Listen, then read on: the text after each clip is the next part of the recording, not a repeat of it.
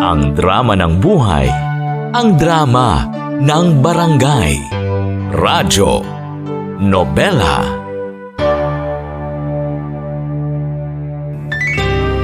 Radyo Nobela. Radyo Nobela.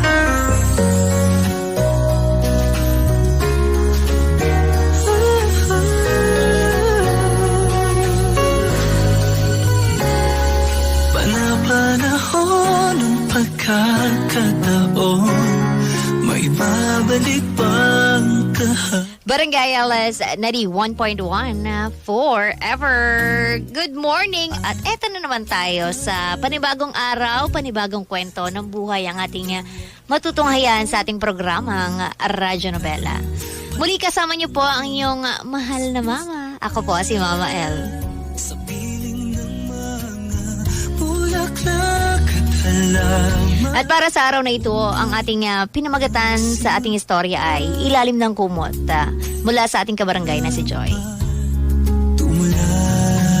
Sabi nila, may mga sakripisyo daw na masarap sa kalooban, lalo na kung para yon sa mga taong mahal natin. Sila ang ating mga nagiging inspirasyon upang maging magaan ang pagdadala natin sa buhay. Ikaw kabarangay, ano ang handa mong gawin para sa pamilya natin? Sabay-sabay po nating tunghayan ating tapok na istorya ngayon sa programang Radyo Nobela. Radyo Nobela. Radyo Nobela.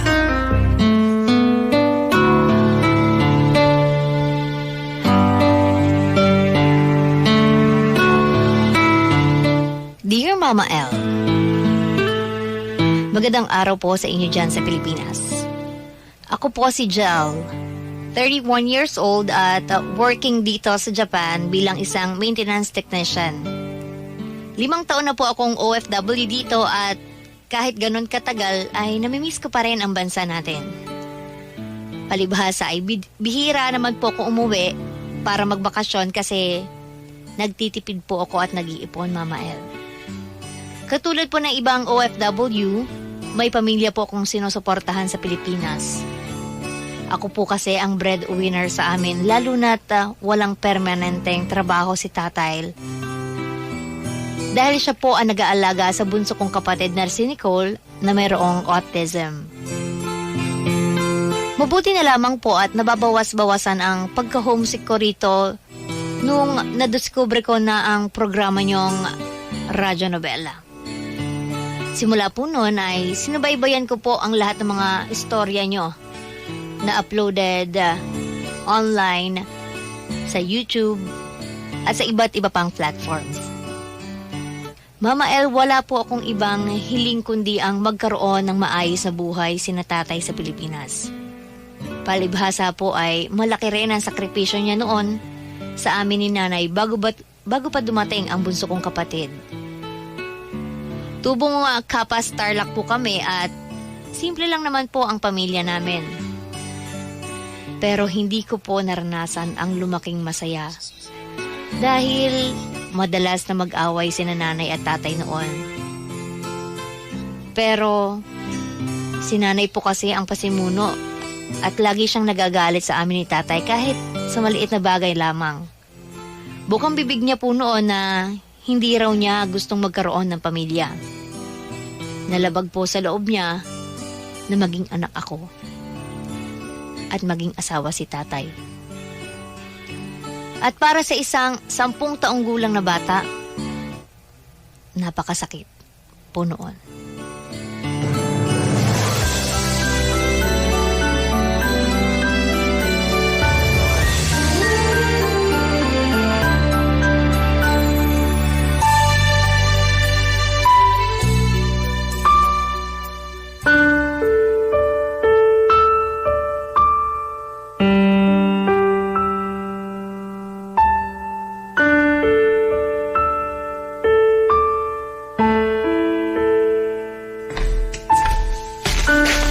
Nay, Ano ba yon? pwede po bang magpatulong sa assignment? Ano? Hindi. Kita mo nagtatahi ako rito, istorbo ka dyan? Sige na po, hindi ko po kasi maintindihan tong nakasulat sa libro eh. Sino ba sa atin yung nag-aaral? Ako ba? Ako po. Oh, bakit di ka nakikinig sa instruction ng teacher mo? Tapos ako tatanungin mo. Nagpapatulong lang naman ang anak mo, Joanna. Hindi mo siya kailangang sigawan. Tay! Jel, anak. Sandali, marumi pa si tatay. Pero gusto ko na po kayong yakapin at i-kiss. Maghuhugas muna ako ng kamay at magpupunas ng pawis. Hay, nako. Kaya lumalaking walang takot sa akin yung anak mo eh. Lagi mong kinakampihan. Bakit kailangan lumaking natatakot sa'yo si Jel? Hindi ba pwede na lumaki siyang may respeto sa atin bilang mga magulang niya? Tigil-tigilan mo nga ako sa kagaganyan mo, Chito. Tsaka wag ako yung pangaralan mo. Yang anak mong pasok ng pasok sa eskwelahan pero mukhang walang natututunan. Meron naman po, pero nakalimutan ko lang yung sinabi ni ma'am. Oh, kita mo na? Bata-bata mo pa makakalimutin ka na? Jel, anak, huwag ka nang umiyak. Joanna naman. Bakit parang ako yung may kasalanan? Hoy, Jel! Tigilan mo nga yung kaiiyak mo! Hindi naman kita inaano, napakadrama mo! Manang-mana ka dyan sa ama mo! Magmamana talaga sa akin si Jel kasi anak ko siya. Sa'yo, anong minana niya? Huwag naman sana yung kasungitan mo. Anak, huwag ka nang umiyak. Si tatay na lang magtuturo sa'yo mamaya kung ayaw ng nanay mo. Hoy, Chito! Huwag kang magsalita ng ganyan! Parang ang tono mo, inaapi ko yung anak mo ah! Hindi pa ba? Lagi mo ang sinusungitan si Jel. Parang hindi ka niya nanay ah. Ayoko naman talagang maging nanay ng batang yan! Joanna, ano ba? Totoo naman sinasabi ko! Ayoko pang maging nanay, alam mo yan! Simula nang dumating sa buhay ko yung batang yan, maraming pangarap ko yung nasakripisyo! Siya yung malas sa buhay ko! Hindi malas si Jel. Kaya tigilan mo ang pagsasalita ng hindi maganda sa anak natin. Ikaw lang naman ang may gusto sa batang yan. Kasi kung tatanungin mo ko, ayoko pa rin sa kanya. Alam mo kung tutuusin, kasalanan niyo talagang dalawa kung bakit hindi ko natupad yung mga pangarap ko noon eh. Sana kung hindi mo ako binuntis, nakapagtapos ako ng pag-aaral, nakapagtrabaho ako at kumita ng pera. Baka nga wala na ako rito sa Pilipinas kung di kita naging asawa eh. Pareho nating ginusto yung nangyari. Kaya wag mo nga sa akin isisi ang lahat. Sana talaga pinalaglag ko na lang yung anak mo. Ikaw lang naman may gusto sa kanya. Tumahimik ka na. Hindi ka ba nahihiya kay Jel? Hindi! Wala akong pakialam kung malaman pa niya para alam niya kung bakit ayoko sa kanya. Ay nako, makatulog na nga. Nakakabwisit kayo mag-ama. Panira ng gabi.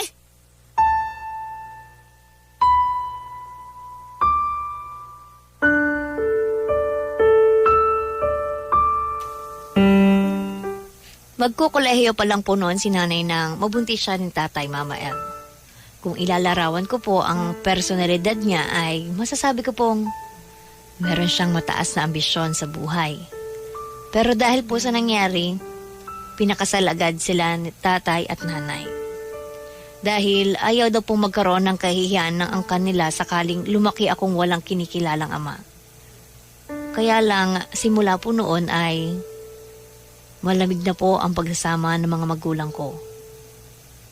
Boyfriend po ni nanay si tatay, Mama El, at pareho sila nag-aaral pa lang. Kaya lang dahil sa nangyari ay hindi na sila nakapagtapos kasi nagtrabaho na si tatay at si nanay naman po ay naging masela ng pagbubuntis sa akin.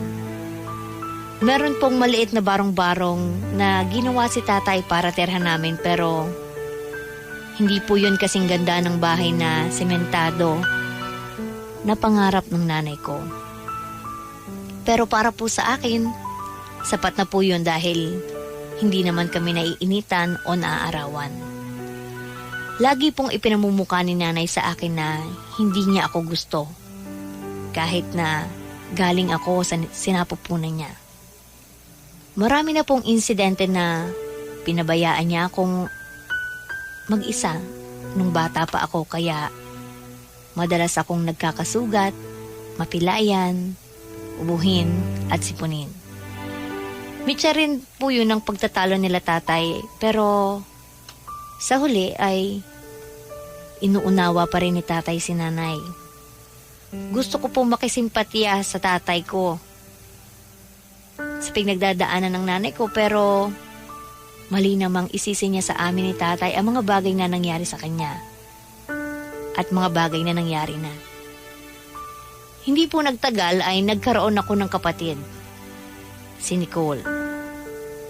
Pero may autism po siya kaya bagay na mas nakadagdag sa mga alalahanin ng aming mga magulang.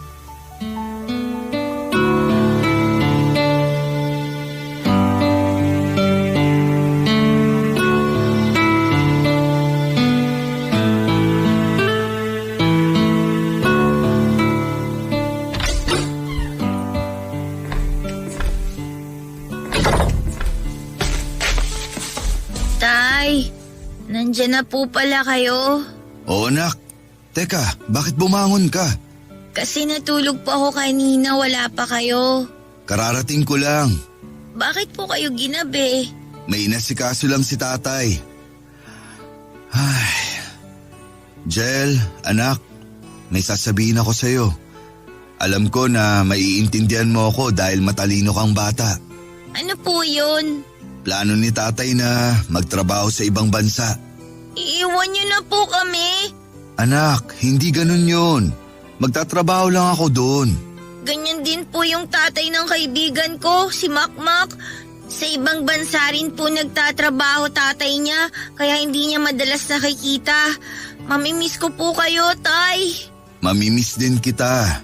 Kayo ng nanay mo, saka si Nicole. Pero sayang yung pagkakataon kapag pinalagpas ko, nak. Naiintindihan ko naman po, pero nalulungkot lang po ako. Hayaan mo, tatawag naman ako rito para kamustahin ka. Hindi mo ako masyadong mamimiss kasi mangungulit pa rin ako sa'yo. Katulad ng lagi kong ginagawa pag kinikiliti kita. Tay naman eh. Magpapakabait kayo rito habang wala ako, ha? Tutulungan mo nanay mo at aalagaan mo si Nicole, Jel. Maaasahan ko ba yon, nak?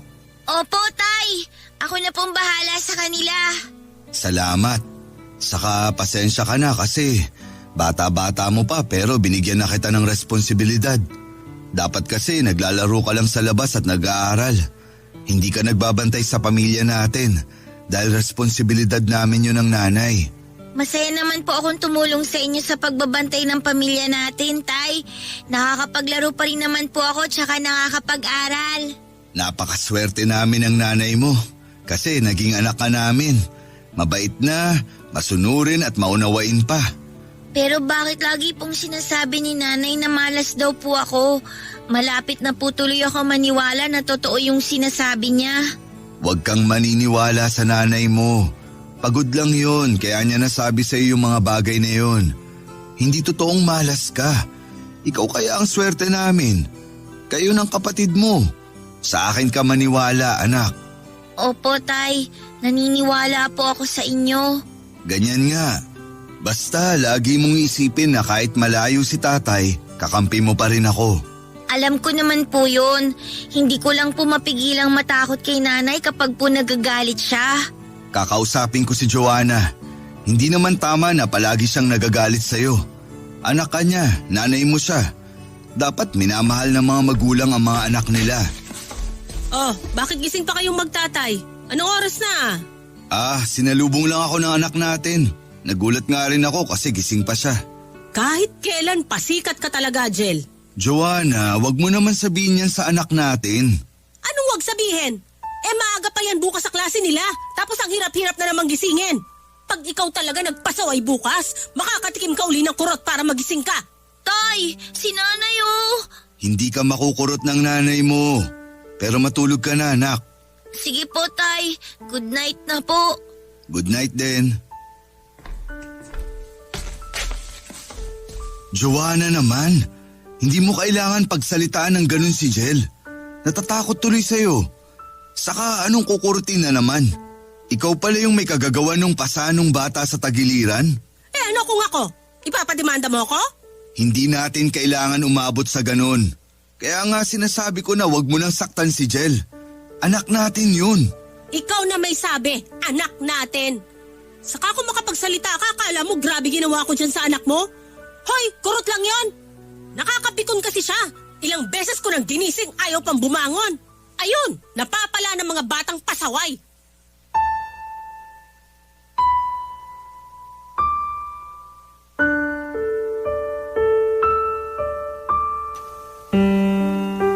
Ayoko pong umalis si Tatay Mama El dahil siya na lang po ang kakampi ko sa bahay namin. Bagamat 10 taong gulang pa lang po ako ay naiintindihan ko na po na mahirap po ang pinagdadaanan namin. Karpentero po ang trabaho ni tatay. Minsan umi-extra siya sa mga palengke bilang kargador at butcher ng mga karneng baboy. Pero hindi po sapat ang perang kinikita niya para suportahan ang lumalaki naming pamilya at pangangailangan ng bunso kong kapatid. Kaya doon po nagdesisyon si tatay na mag-abroad. Lumipad po pa Taiwan si tatay, Mama El. Sa pag-alis po ni tatay, ako po ang tumayong katuwang ni nanay sa bahay namin. Ako po ang katukatulong niya lalo sa pag-aasikaso sa kapatid kong special child. Aaminin ko po na nung nawala si tatay, mas dumalas po ang pagsusungit at pagrereklamo ni nanay tungkol sa kung gaano niya kaayaw sa amin ng kapatid ko. Siyempre, bilang nakatatanda at higit na nakakaunawa ay nasasaktan po ako ng husto dahil para sa akin, wala kaming kasalanan ni Nicole. Hindi kami ang sumpa ng pamilya dahil sa una pa lamang ay hindi rin namin hiniling na isilang at maging anak ni nanay at tatay.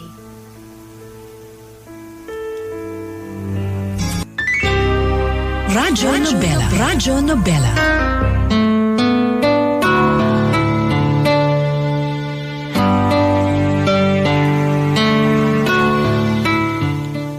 Lumipas po ang ilang taon, Mama El, na hindi na lang namin namamalayan na halos 8 taon na pala si tatay sa abroad. Bihira lang din kasi siyang umuwi sa amin dahil sinasabihan siya ni nanay na imbis gumastos na ang malaking pera pambakasyon ay ipadala na lamang dito sa Pilipinas.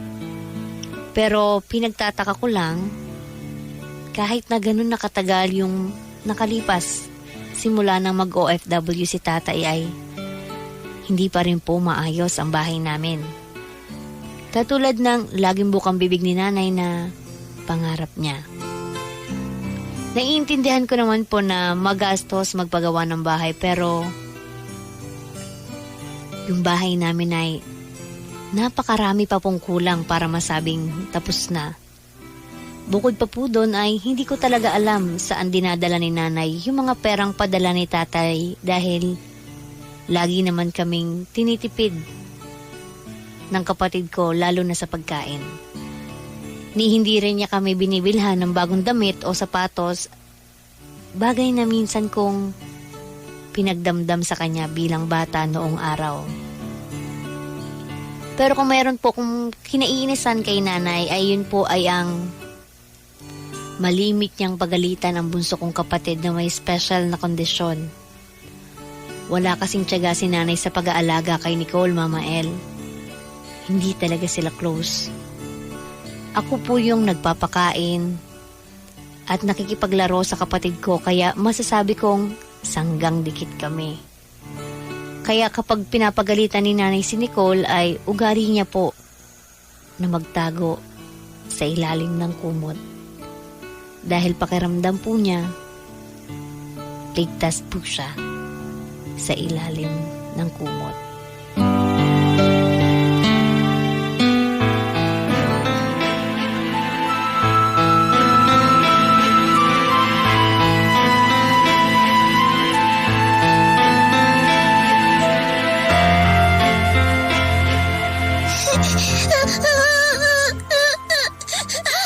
Tumahimik ka nga! Nakakabingi ang iyak mo!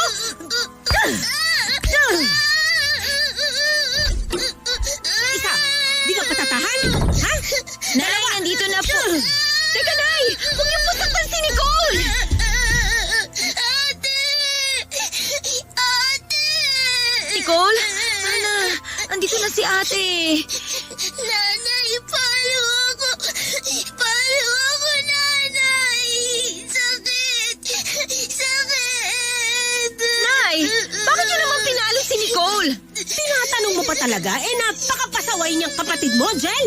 Ano po bang kasalanan sa inyo ng kapatid ko? Maingay! Parang sanggol na sigaw ng sigaw tapos gusto laging pinupukpok sa sahig yung mga laruan niya. Nakakarindi! Nakakabingi! kitang nanonood ako ng TV eh. Pero hindi pa rin tama yun, Nay. Alam niyo namang special child si Nicole, di ba?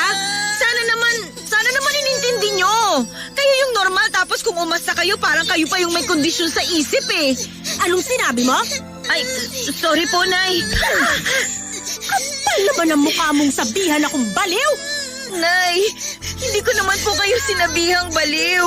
Sabi mo, parang ako yung may kondisyon sa isip. Eh di baliw, sinto-sinto at may sayad katulad niyang kapatid mo. Nicole!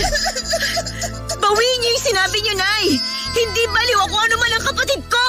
Hindi ko babawiin ang mga sinabi ko kasi yun naman talaga ang totoo. Saka wag mo akong panlilisikan ng mga mata, Jel, ha? Tutusukin ko yan ng kutsilyo. Gawin niyo! Diyan naman kayo magaling eh. Hoy! Bumalik ka nga rito, kinakausap pa kita. Ewan ko sa inyo, Nay. Bahala na kayo. Mas kailangan ako ng kapatid ko.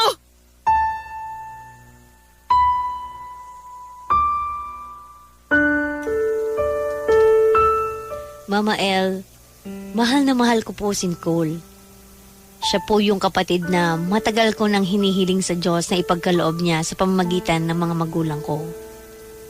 Natatandaan ko pa nga po noon na mahilig ako mag-drawing ng stick na bata sa papel tapos nilalagay ko yon sa tiyan ni nanay kapag tulog siya. Ini-imagine ko kasi na pinagbubuntis na niya si Nicole kahit hindi ko pa naman alam kung magiging babae o lalaki siya.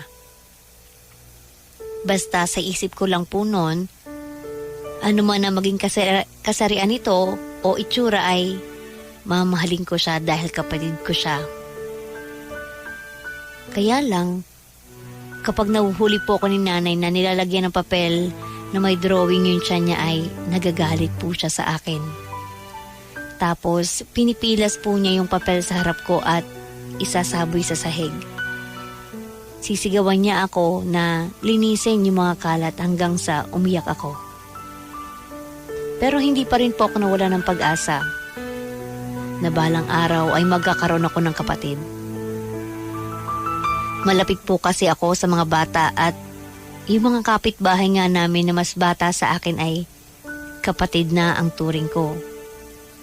Lagi ko rin pong bukang bibig sa tatay ko na sana magkaroon pa sila ng anak ni nanay.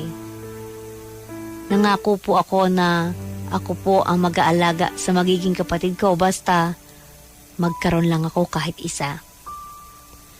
At nang dumating nga po si Nicole ay laking pasasalamat ko sa Panginoon na ipinanganak siya. At kahit malaking dagok ang pagkakaroon niya ng autism ay hindi ko siya itinuring na pabigat o sagabal sa pamilya namin. Katulad ng laging pinararamdam sa kanya ni nanay. Hindi niya lang ako ate. Kakampi niya rin po ako, Mama El.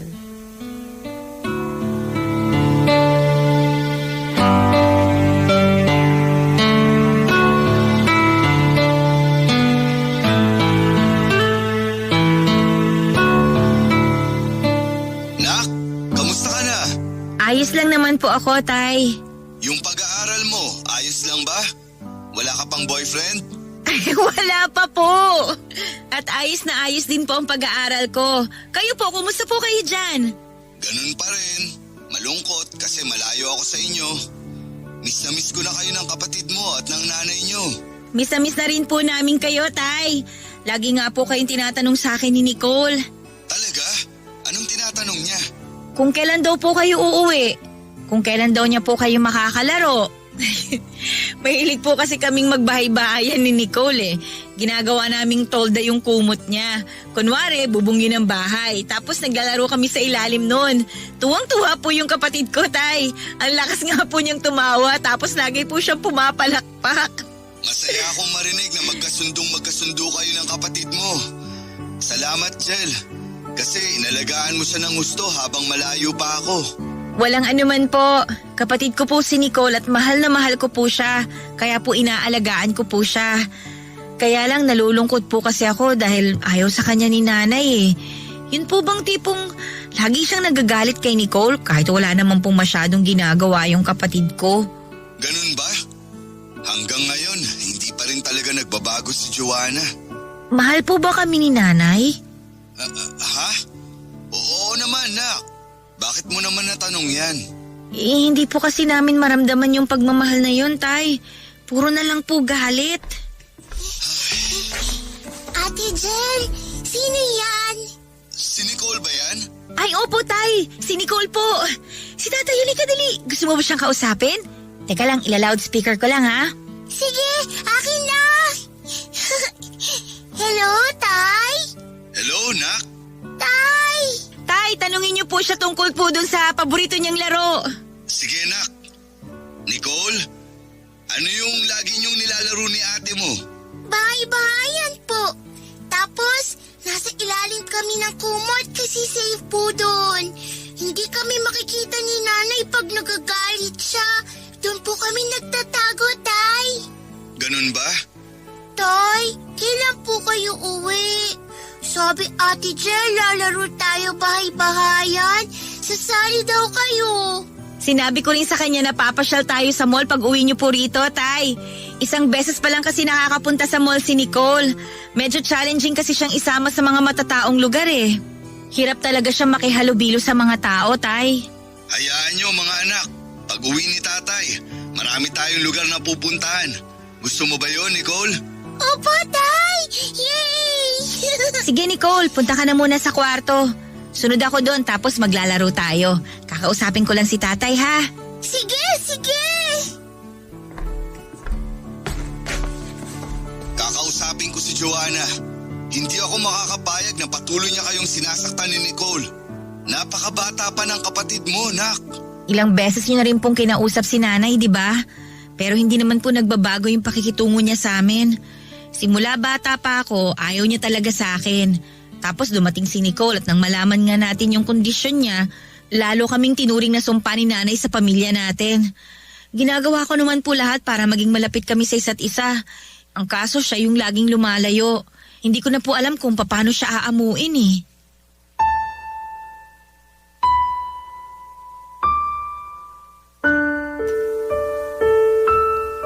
Namimiss ko na po si Tatay Mama El at kung pwede lang sana na hindi na siya magtrabaho sa malayo para sama-sama na lang kami sa bahay.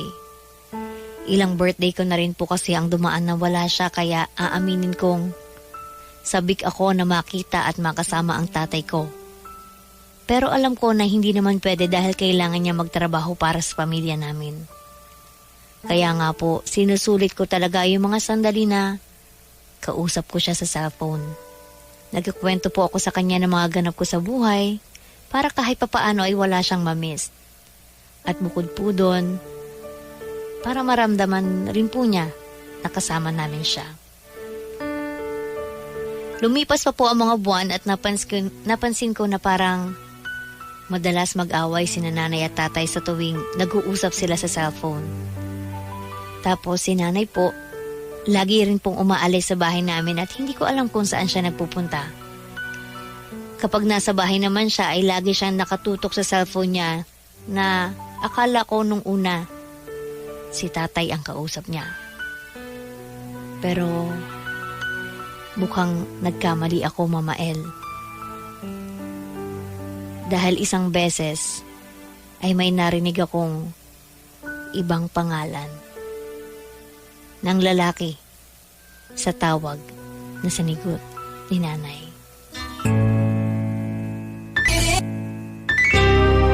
Radyo Nobela. Radyo Nobela.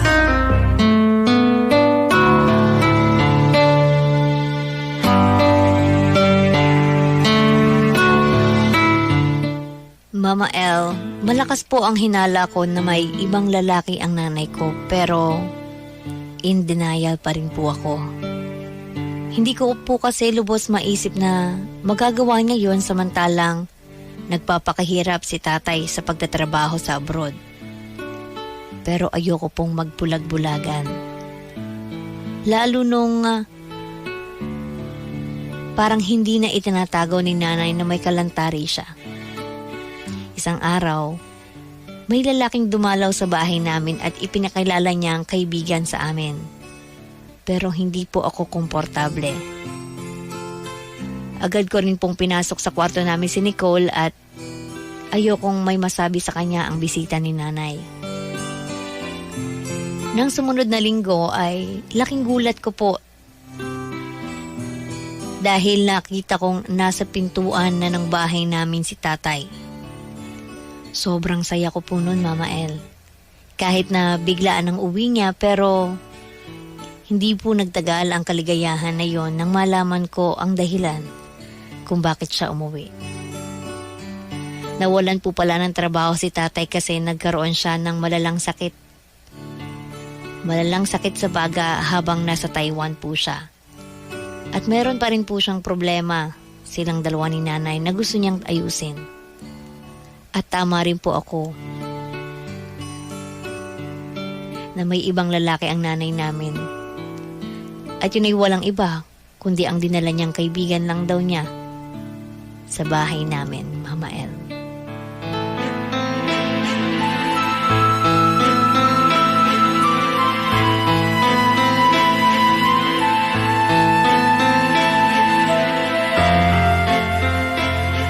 Pakiusap, Joanna. Huwag mo kaming iwanan ng mga anak mo. Huwag kang umalis. Huwag mo nga akong pigilan, Chito! Aalis ako kasi ayaw ko na kayong kasama! Saan ka pupunta? Doon sa lalaki mo. Wala ka na ron! Ano bang meron siya na wala sa amin? Kami ang pamilya mo. Marami siyang meron na wala sa pesteng pamilyang sinasabi mo. Saka wala siyang mga anak. Pareho kami ng gusto kasi ayaw namin sa mga bata. Anong sinabi niyo, Nay? Jel, Nicole, anong ginagawa niyo rito? Nagising po kami kasi narinig namin kayo nagtatalo eh. O ayan, ang hingi mo kasi, Chito. Kahit kailan ka talagang lalaki ka. Jel, patahimikin mo nga yung kapatid mo. Nicole, tahan ka na. Huwag ka na matakot. Nandito si ate. Joanna, pag-isipan mo nga yung gagawin mo. Gusto mo ba talaga kaming ipagpalit sa lalaking yun? Oo, at hindi na magbabago ang isip ko kahit pag-isipan ko pa ng 100 beses. Pero bakit, Nay? Bakit niyo ginagawa sa amin to? Kasi nga, ayoko na sa inyo. Matagal ko na talagang ayaw sa pamilyang to. Yang tatay mo lang naman na may gusto pero tinanong niyo ba ako kung gusto ko? Hindi na namin kailangan tanungin kasi halata naman sa trato ninyo sa amin. Ayun naman pala eh. Mabuti na halata mo. Hindi ko na kailangan magpaliwanag pa ng paulit-ulit. Ay, o siya, alis na ako. Bahala na kayo dyan. Joanna, sandali! Ingay-ingay talaga ng batang yan, ba? Hoy, Nicole! Tumigil ka nga dyan, peste ka! Nay naman, bakit niyo pinalo si Nicole? Napakaingay eh! Kayo ba hindi naririndi sa iyak niyan? Kasi kung hindi, pues, ako, tulig na tenga ko sa batang yan. Kaya nga ayoko na talagang tumira sa bahay na to kasama kayo. Kasi konti na lang, masisiraan na ako ng ulo. Kung gusto niyong umalis, edi umalis kayo! Hindi niyo na po kailangan saktan ang kapatid ko! Sumusobra na kayo, Nay! Napakasama ninyo! Ako pa talaga ang masama? Ako pa talagang sumusobra? Naririnig mo ba yung mga sinasabi mo sa akin, Jel? Nanay mo pa rin ako! Nanay nga namin kayo! Pero nagpakananay ba kayo sa amin? Hindi naman, di ba? Trauma lang ang ibinigay niyo sa amin ni Nicole! Kaya wala kayong karapatang sabihin na nanay namin kayo! Kasi, yung mga kilala kong nanay, mahal yung mga anak nila! Hindi nila sinasaktan at mas lalong hindi nila iniiwan!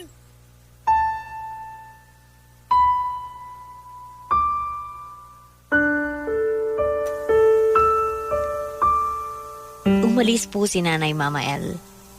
Ewan ko pero hindi ko po lubos maisip kung paano niya kami nagawang iwan at abandonahin. Hindi ba siya nakonsensya? Hindi ba siya nagdalawang isip na ipagpalit kami sa iba? Kasi kung hindi, napakasama naman niyang ina. Labis po ang lungkot ni tatay nung sumama si nanay sa kabit niya. Magkahalong pagkadismaya at galit naman ang nararamdaman ko para sa sarili kong nanay. Naisip ko po tuloy na ganun ba talaga niya kami kaayaw makasama? Anak naman niya kami ni Nicole. Galing kami sa tiyan niya. Dugot laman kami, nanay at tatay, pero paano niya naatim na iwanan kami? At ang masakit pa doon, Mama El, nadiskubre namin na tangay din ni nanay yung malaking pera na inipon niya mula sa mga pinadala ni tatay. Kaya pala lagi niya kaming tinitipid. Kaya pala lagi niyang sinasabi noon na wala siyang pera kahit kakapadala lang ni tatay. Yun naman pala ay itinatago niya yon para sa pansarili niyang kapakanan at pakinabang. Dahil po sa nangyari ay nahihirapan kami makausad. Sunod-sunod na rin po na nagkasakit si tatay at Nicole ng malalang tarangkaso kaya napilitan po akong huminto sa pag-aaral para humanap ng papagkakakitaan. Para po kasi sa akin, mas mahalaga ang pamilya ko kaysa sa pangarap kaya nagpursige po ako ng makapagtrabaho at pagtiyagaan ang maliit kong kinikita bilang assistant sa isang butika sa bayan namin. Mabuti na lang din po dahil naagapan yung sakit ni tatay dahil sa perang kinita ko na pinangpa-check up namin at pinambili namin ng gamot. Gumaling din po si Nicole, Mama El, kaya nabawasan yung malaking alalahanin ko sa dibdib. Isang araw, inalok po ako ng kaibigan ko at dating kasamahan ko sa butika kung saan ako dating pumapasok kung gusto ko raw mga ibang bansa. Meron daw kasing programa yung ahensya niya na pinapasukan para sa mga nagnanais magtrabaho sa Japan. Hindi po ako nagdalawang isip, Mama El. Pumayag po ako at agad po ako nagpaalam sa tatay ko.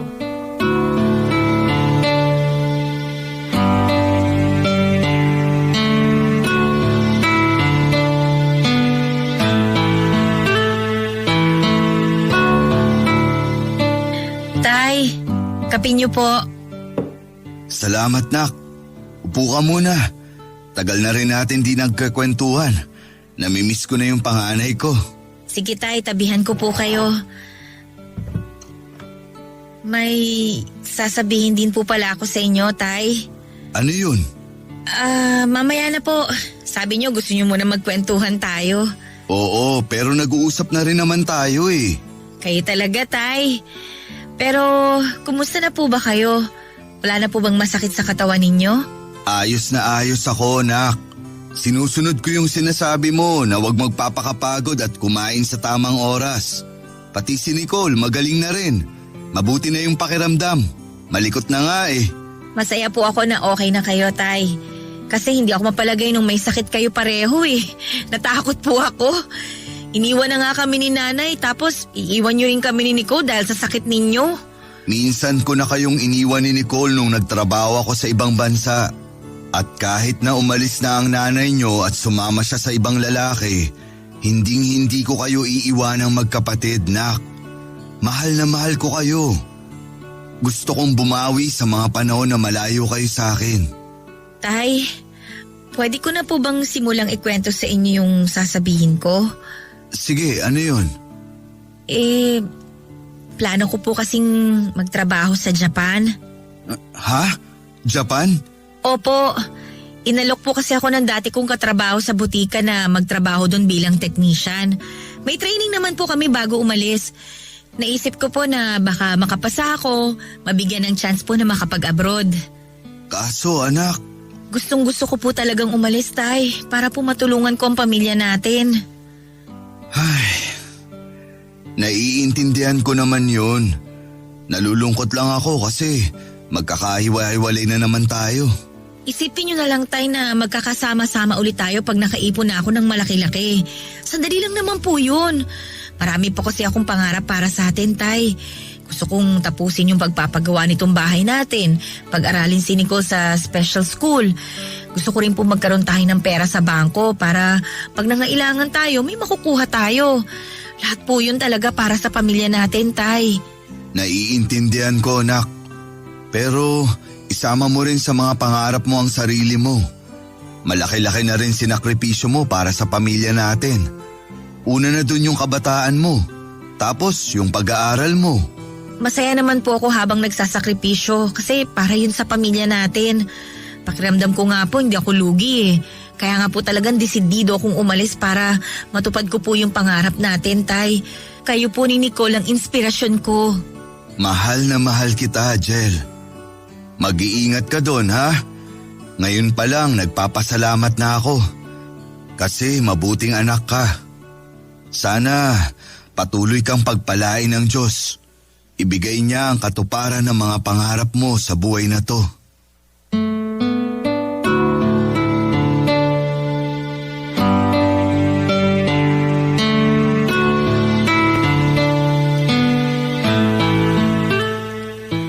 Natuloy po ang pag-alis ko papuntang Japan, Mama El. Dalo ko po ang pag-asa na mabigyan ng maayos sa buhay sina Tatay at Nicole sa Pilipinas. Lahat naman po yata ng mga OFW ay may pare-parehang sentimiento. Hindi po madali ang adjustment na ginawa ko rito lalo na noong mga unang taong ko pero wala po kong hindi kakayanin para sa 2 taong mahal na mahal ko, Mama El. Kahit buhay ko ay handa kong ibigay para kina Tatay at Nicole. Kung tatanungin niyo naman po ako kung may balita ako sa nanay ko, wala na po. Hindi na rin po ako interesado sa kung ano mang nangyayari sa buhay niya. Pero aaminin ko po na may mga gabi pa rin naalala ko siya at kung paano niya kami walang pagdadalawang isip na iniwan at pinagpalit sa iba. Wala po akong hangad na masama sa nanay ko pero ayoko na po siyang makita ulit. Hiling ko sana na dumating yung araw na maski alaala niya ay mawala na rin sa isip ko dahil sa karamihan naman sa mga yon ay malulungkot at masakit. Maraming salamat po, Mama El, sakaling mapili niyo pong i-ere ang storya ng buhay ko. Sana kinapulutan po ito ng aral at inspirasyon ng mga kabarangay natin. God bless po sa inyong programa at sa inyong estasyon. Muli, ako po ang inyong forever kapuso at kabarangay, Jel.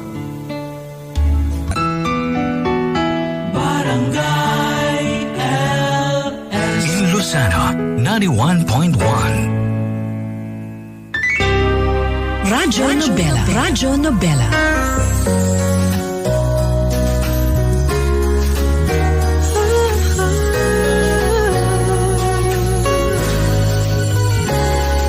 Panapanahon ng pagkat Barangay LS 91.1 forever.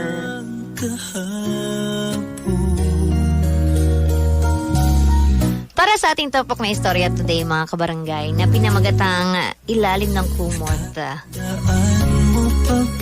Lahat tayo may mga sakripisyo sa buhay, mga kabarangay. At lahat yun ay ginagawa natin dahil sa pagmamahal. Pagmamahal natin sa ating sarili, pagmamahal natin sa ating pamilya. At wala tayong ibang hangad kundi sa dulo pare-parehas tayong maging masaya. Mga kabarangay, at saka para sa lahat ng mga magulang, ang pagkakaroon po ng anak ay biyaya. Pero maraming mga magulang ang nagkakaanak, pero hindi nagpapakamagulang. Tandaan po natin na bata sila at wala silang kasalanan, kaya kung sakasakali man ay hindi po tama na isisi natin sa kanila ang mga kabiguan natin sa buhay. Dapat pa nga na tulungan natin silang umunlad at umunlad ang ating sarili para mabigyan natin sila ng disenteng pamumuhay. Kaya para po sa ating kabarangay na si Joanna, yung nanay ni Jel, po, kung nasan ka man po ngayon, ay stay put ka na lang dyan, ang igigigilaw kanina. Hindi, para po dun sa mananay ni Jel nga si Joanna. Kung nasan ka man po, sana'y masaya ang iyong puso kasi nagawa mo yung iyong gusto na walang anak, walang ano. Pero ito mga kabarangay marami tayong mga kabarangay at marami tayong kakilala na naghahangad na magkaroon ng anak. O yung iba nga dyan, 3, 4, 5, 10 taon, hinahangad po nila na magkaroon ng anak. Kaya napakaswerte mo kung isa ka sa yung mga tipong hindi na naghintay ng napakatagal para lang magkaroon ng isang kaligayahan na hindi matutumbasan ng kahit anong halaga. Yun nga lang po, talagang may mga pagkakataon at talagang sinusubok tayo ng panahon sa pagiging magulang natin, ano. Pero hindi po dahilan o katulad nung sa sitwasyon ni Jel na hindi kasalanan ng bata na inanak siya or naipanganak siya sa mundong ito. Ano ba malay ng batang yun, di ba? Ganon din si Nicole, yung kapatid. Kaya wag po nating isisi kung sakasakali mang may mga pinagsisisihan kayo sa buhay, wag niyo pong itutuon dun sa mga bata na wala namang kinalaman. Oo, sa mga pangyayari sa buhay niyo. Please lang po, lalong-lalo na yung mga kabataan ngayon, yung mga nahaharap sa early pregnancies at yung mga batang nag-asawa. If ever na hindi pa kayo tapos magpakadalaga or magpakabinata, huwag niyo pong isisisi dun sa mga bata na walang kinalaman sa pagkakapanganak nila na hindi naman nila ginusto na maaga silang lumabas sa mundo, 'di ba? Kaya if ever na may kabataan po na nakikinig sa atin ngayon, if ever na ikaw ay isang magulang na or magiging magulang pa lang, pag dumating yung araw na nagsisi ka dahil meron kang anak, isipin mo na lang din yung ibang tao. Maraming na nangangarap na magkaroon anak, pero ikaw binigyan ka ng Diyos ng isang anak. Yun na lang din muna ang ano. And always look at the brighter side, mga kabarangay. Para sa kwento ni Jel at ng kanyang pamilya, masaya kami na nasa ibang bansa na si Jel at tinutupad niya yung pangarap niya, di ba? Para sa pamilya, oo, gagawin mo naman talagang lahat yun para sa pamilya. Nagustuhan mo ba ang nobela natin ngayon? Marami pang istorya sa aming YouTube and Spotify. Hanapin lang Barangay